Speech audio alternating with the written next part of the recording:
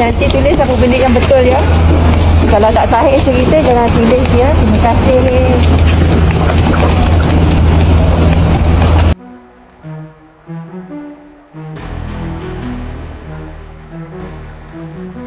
Pelakon drama Bersiri Nur dan suaminya hari ini telah dibawa ke Mahkamah Magistrate Seremban untuk direman bagi membantu siasatan berkaitan kes tipu urusan tanah kurnia yang membabitkan kerugian 1.5 juta ringgit. Pasangan itu sebelum ini telah ditahan di tempat persembunyian di sebuah madrasah tahfiz yang bertempat di Jalan Kuari, Sungai Long, Batu 11, Kampung Sungai Serai, Hulu Langat semalam. Ketika dia bersama suami diiringi ke mahkamah, pelakon tersebut sempat memberikan pesanan kepada pihak media.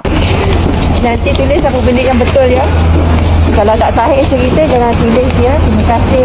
Dalam pada itu, Ketua Polis Daerah Seremban, Assistant Commissioner Azhar Abdul Rahim berkata mereka telah dibawa ke Mahkamah Magistrate Seremban hari ini untuk permohonan reman. Susulan satu laporan polis berkait kes penipuan yang dibuat di daerah ini, polis menahan pasangan suami isteri masing-masing berusia 40-an dan 30-an di tempat persembunyian mereka. Pasangan ini ditahan di sebuah premis di Hulu Langat, Selangor. Pasangan tersebut dibawa ke Mahkamah Magistrate Seremban untuk direman. Tahanan reman itu dibenarkan oleh Magistrate Nurul Azwin Muhammad Talhah membenarkan reman selama 3 hari terhadap kedua-dua suspek. Kes ini disiasat mengikut Seksyen 420 Kanun Keseksaan. Polis juga meminta ruang siasatan yang telus dapat dijalankan dan orang awam dinasihatkan supaya tidak mengganggu siasatan dengan mengeluarkan kenyataan di media sosial. Mengulas lanjut, Azhar menjelaskan bahawa mangsa yang merupakan seorang lelaki berusia 56 tahun, seorang pesara ahli perniagaan yang sebelum ini menjalankan perniagaan pembangunan hartanah. Mangsa disyaki ditipu rakannya dalam urusan untuk mendapatkan tanah kurniaan Kerajaan Negeri Selangor. Pengadu menyatakan sebelum ini pada 21 September 2023 ditawarkan oleh seorang lelaki untuk mendapatkan beberapa lot tanah di Selangor yang terletak di bawah Mukim Ceras,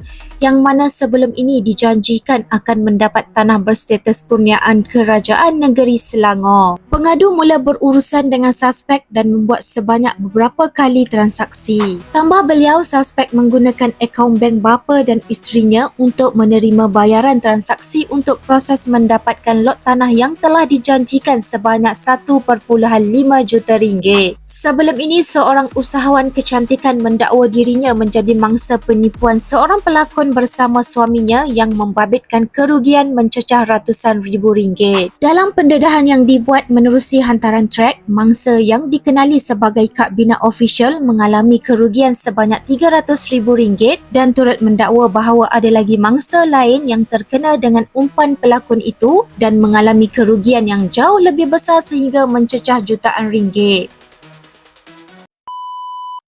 Okey, ramai yang tanya dekat saya punya video yang viral baru ni tentang scammer saya yang RM300,000 tu kan. Okey, yang scam saya tu suami dia. Tapi saya nak bagi tahu, okey, suami kepada pelakon ni, Azhar Azmi ni, okey, dengan dia, Azhar Azmi ni, dua-dua scammer. Scam orang. Yang paling latest dia scam seorang Datuk Sheena. Okey, ni korang tengok buti ni tengok buti ni saya nak tunjuk. Okey, yang ni buti ni. Okey, Datuk ni dia kena tipu pasal tanah scammer. Dia orang ni scam bernilai 1.8 juta. Laki bini ni scam. Yes, bukan kata suami, dia bersama pelakon ni tipu Datuk tu pasal tanah bernilai 1.8 juta. Ini buti dia. Kalau tak, diorang tak lah nak mencari. Mereka dua ni, diorang ni tengah lari tu korang sekarang. Saya tak ada masalah nak tipu-tipu pun semua. Yang ni bukti ni orang bagi kat saya, conversation ni. Okay, dan sekarang memang polis tengah cari diorang. So, yang mana dapat info, nampak dia orang kat mana-mana, tolong inform saya. Yang penting korang follow saya. Sebab saya akan up to date buat live mengenai scammer ni. Dia orang bukan scam macam saya, suami dia. Scam saya RM300,000. Dia ada scam orang satu, yang dia orang laki bini ni, okay, Azhar Azmi ni dengan suami dia, Hazri ni, tipu 1.8 juta, 80,000, banyak lagi lah. Macam-macam dia orang scam lah.